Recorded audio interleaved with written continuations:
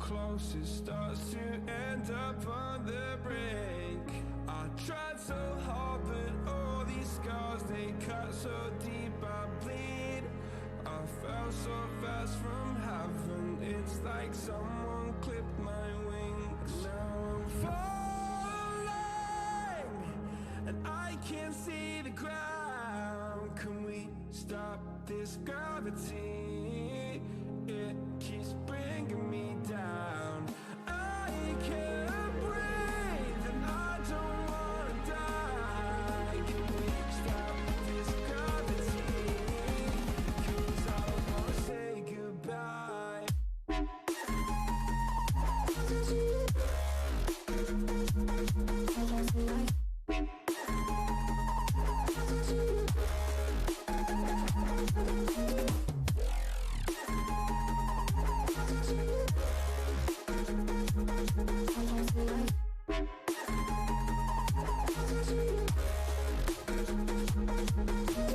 I forgive the pain you gave to me so long ago. Sleepless nights I laid awake just begging to let go. I almost got to suicidal thoughts, but you stepped in. An angel sent from heaven showed me how to live again. Now I'm falling, and I can't see the ground. Can we stop this gravity? It keeps bringing me down. I can't breathe, and I don't wanna die. Can we stop this gravity? 'Cause I don't wanna say goodbye.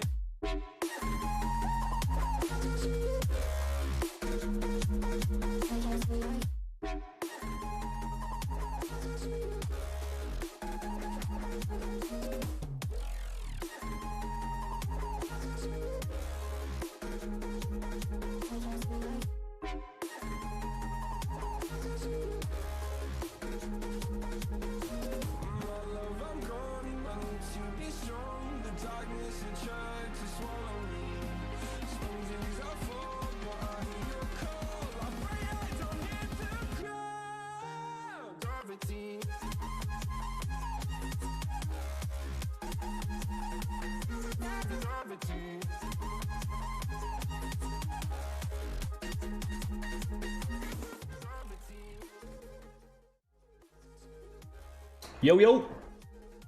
What's going on? Tech Creative in the house. Friday. We're going to do our SharePoint weekly roundup and talk about some news in this space and see what's going down. Some new stuff. I haven't looked at it yet, but, you know, because this week has been freaking crazy busy. Schedule packed every day. Even this morning. I don't think I have stopped being on a call since 8 this morning. All right, enough about that. Let's actually check out the newsletter. There it is, there it is. I'm gonna open it up in the browser. And then we're going to check it out. I don't think I fixed my my thingamabobber that sends the link into chat for me, so I'm gonna copy this and paste the link to register for the newsletter if you're interested over into my unified chat. Kind of goes across Facebook, YouTube, and Twitch. There we go. Okay. There we go. It's in all the channels now. Now we're rocking and rolling. All right, so there's the link if you want to register for the newsletter. It's freaking awesome. It's good newsletter. Good. Let's get into it though, because it usually takes the full half hour here, and here we are 6 minutes in. So let's just knock it out. Check out my new background. My camera's not working, of course. We want one.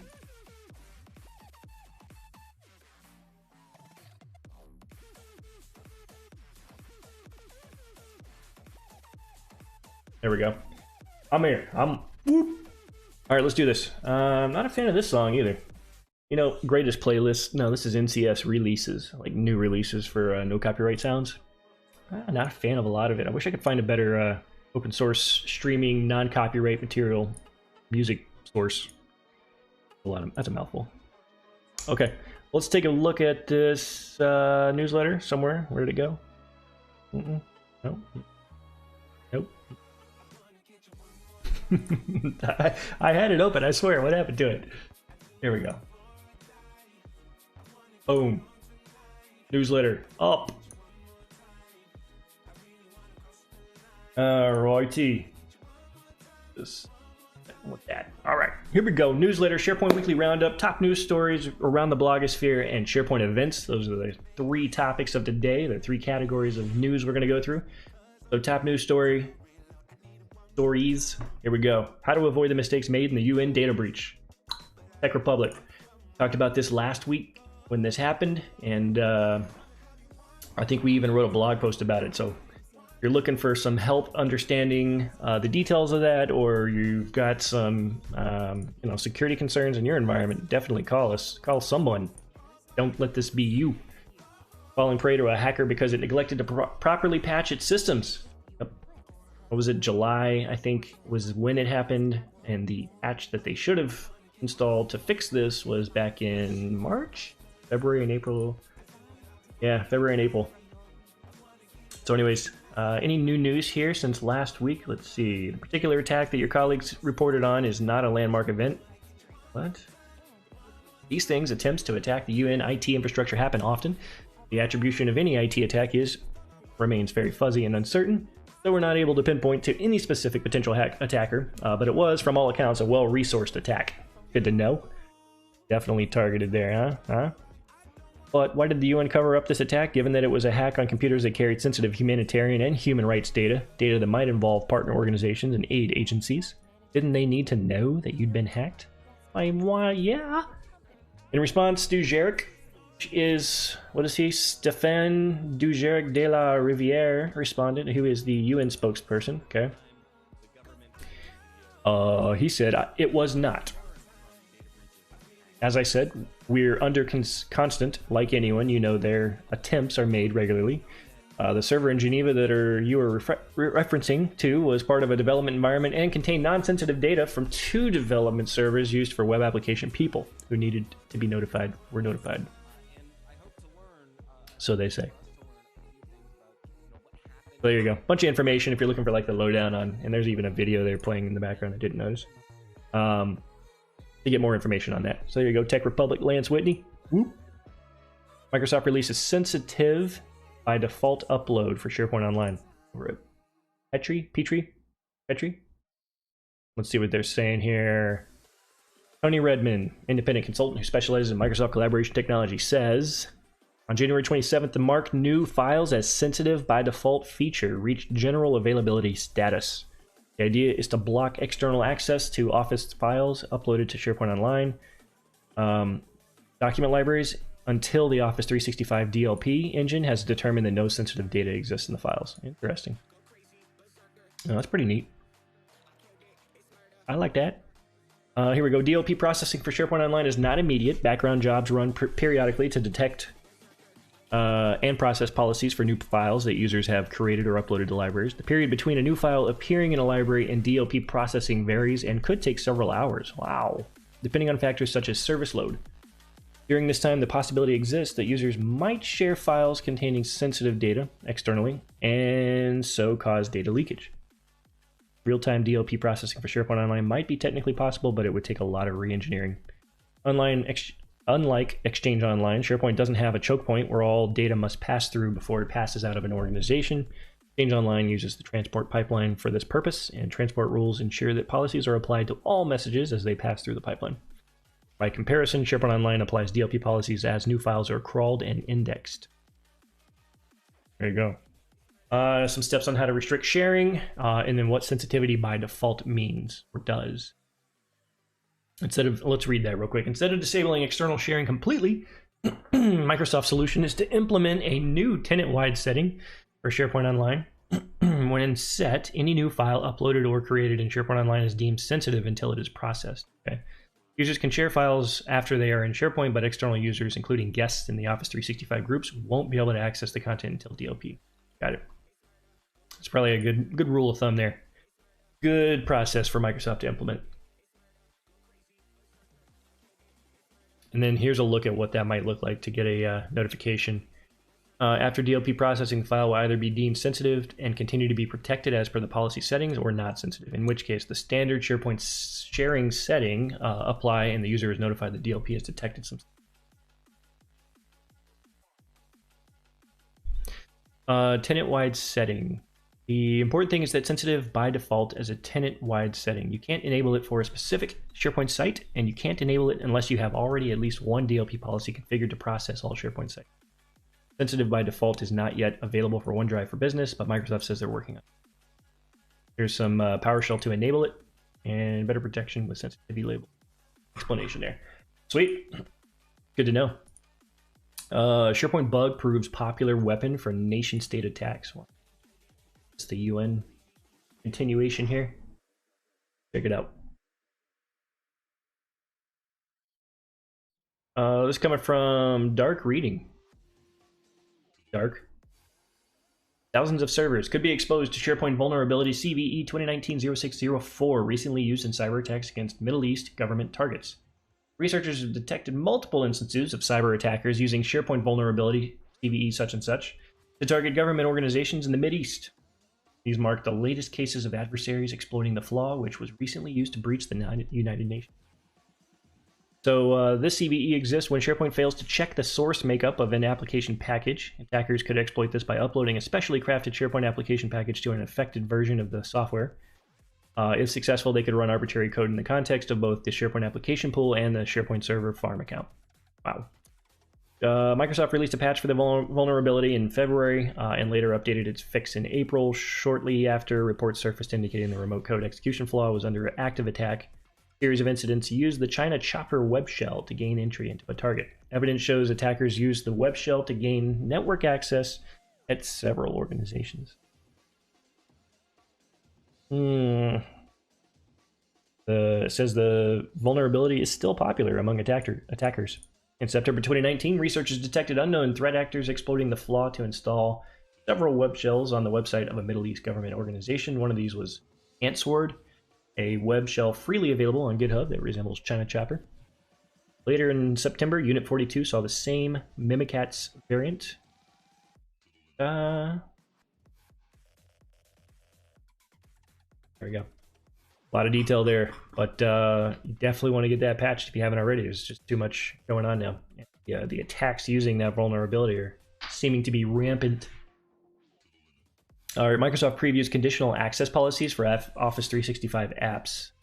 This is about from Kurt Mackey over at Redmond Mag. So Microsoft on Tuesday announced a preview of Azure Active Directory conditional access policies for Office 365 applications.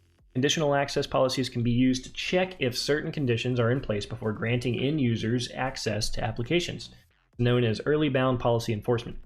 There's also a late bound policy enforcement approach where one application makes a request of another. Microsoft Service Dependencies document. Supported apps and licensing. It says the conditional access policies work across all of Azure AD connected applications, as well as Office 365 apps such as Exchange Online, Teams, and Online SharePoint. Microsoft lists its supported applications in this reference document, but more apps could be supported. For instance, Microsoft's announcement stated that you can also enforce policy to apps that aren't available in the conditional access, just like the Office.com portal. Cool. Testing. Organizations can test the Azure AD conditional access service by setting policies for test users using the Azure portal. Also Microsoft has a what if tool within the Azure portal that simulates a user sign in to test the effects after conditional access policies have been set, but it just works with one. It'll detect if so-called classic policies, old ones, are being used. Improved My Apps portal. And other Azure AD news, Microsoft announced this week that it's improved My Apps portal for end users has reached GA, commercial release status. IT pros can create a collection of applications, SaaS, customer, and on-prem, for end users within My Apps portal. This ability to do that requires having an Azure AD Premium P1 or P2 license. The improved My Apps portal permits the filtering of apps based on employee roles or functions in an organization. It also serves as a single destination for registering, managing devices, or changing passwords. Cool. Oops, Microsoft gets black eye from Teams outage. Yeah, that was pretty rough. We had to, oh, hello there, Mariano. Happy Friday to you too. We had to pretty much switch over to Zoom meetings for that day. It was one day that we were affected, but yeah, that was pretty big. Pretty sure everybody felt that. And if I'm not mistaken, it was from a SSL certificate expiration. Microsoft Teams were unable to access the collaboration app, or users were unable to, for more than 2 hours Monday. I think it was longer than 2 hours for us. Due to an authentication certificate expiration. So the outage is something of an embarrassment, blah, blah. Why you gotta do that? All right, whatever. According to Microsoft, Teams had more than 20 million daily active users as of November.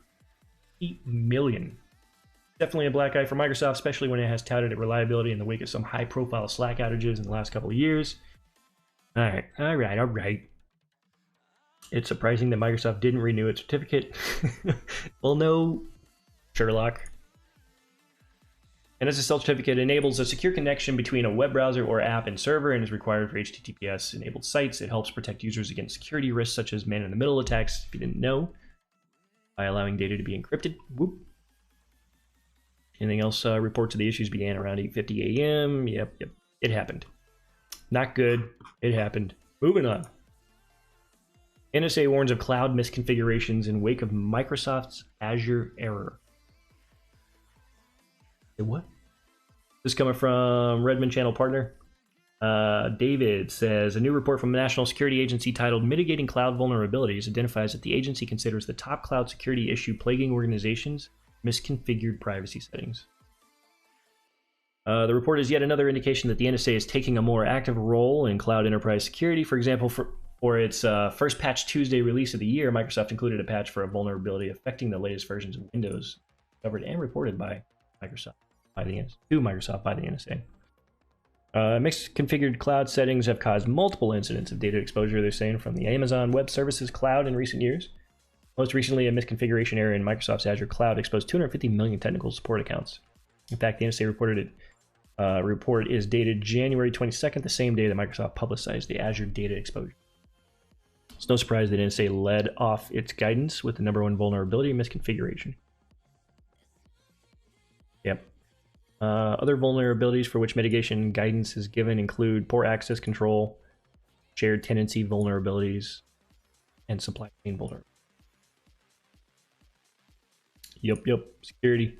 It's a thing. Microsoft to combine its Windows client and hardware teams under Chief Product Officer Panos. Wow. It's reorg day in Microsoft's Experiences and Devices unit. Here's what's happening.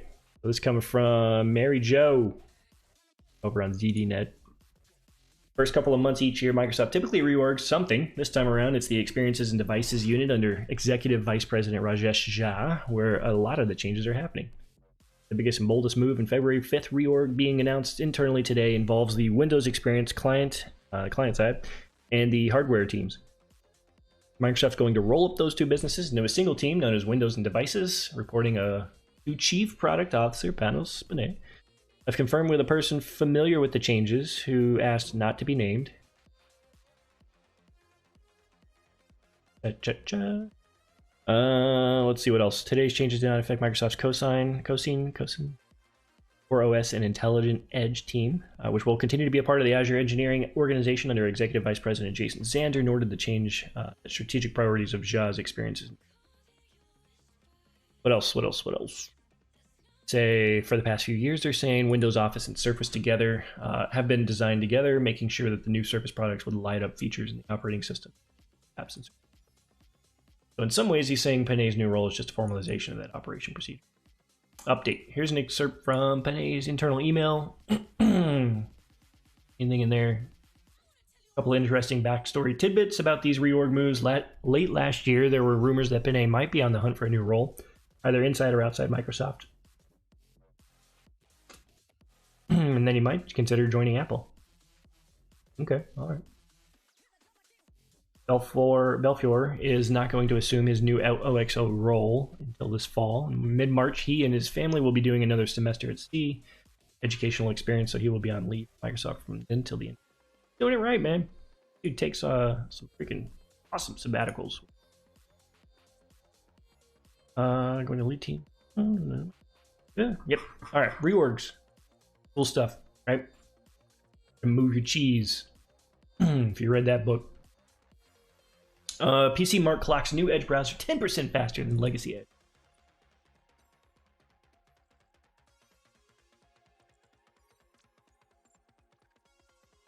Where'd my tea go?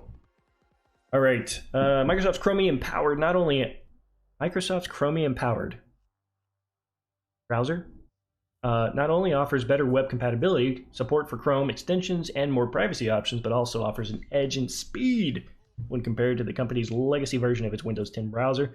PCMark rates the new Edge as much as 10% faster compared to the legacy view. Let's see here. Late last month, we're talking Windows 7 and later, as well as OS. One of the benefits of the new browser is that it can be updated separately from Windows 10, and Microsoft is committed to a 6-week update cycle for it, plus critical patches, as can be seen on its new security advisory document. The stable version of the browser is also currently missing features as well for the time being, including support for ARM processors and history favorite sync. I've been using it for a while. I like it. I like it a lot. All right, around the blogosphere, here we go. From the people doing work, trying to share their experiences, tutorials, samples, and the like. So here we go. SharePains. Classic SharePoint sites will be updated to modern.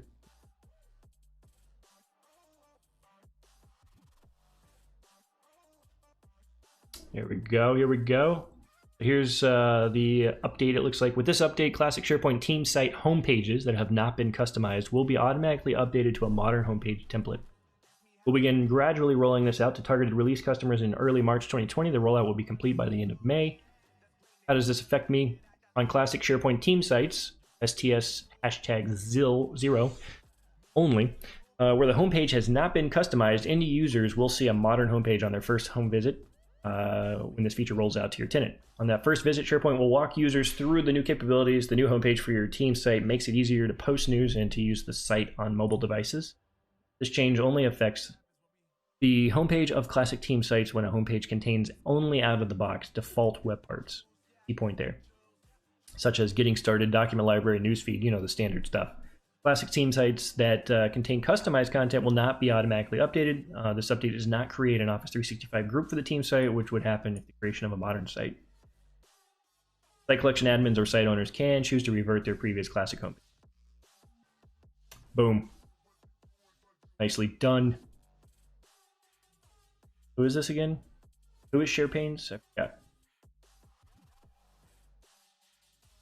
Peter.